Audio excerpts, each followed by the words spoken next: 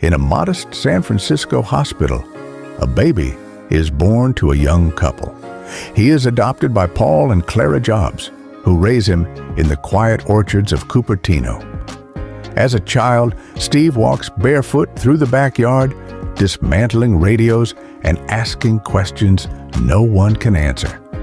"Stay hungry, stay foolish," he scribbles years later in a notebook, inspired by the Whole Earth catalog.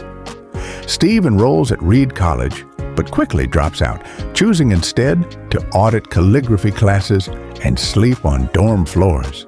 He travels to India seeking spiritual clarity.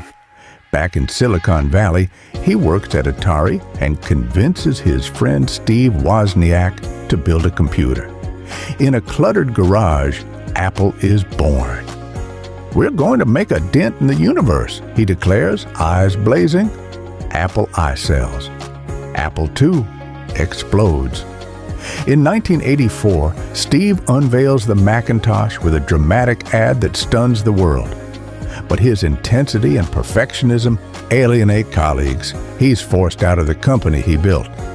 "I was rejected, but I was still in love," he reflects. Steve founds Next, a sleek but expensive computer company.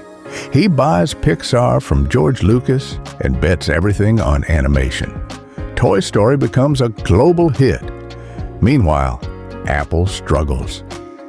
Sometimes life hits you in the head with a brick. Don't lose faith. Apple acquires Next. Steve returns. He simplifies product lines, launches the iMac, then the iPod. In 2007, he unveils the iPhone, a revolution in your pocket. Apple becomes the world's most valuable company. Steve becomes a billionaire. Innovation distinguishes between a leader and a follower.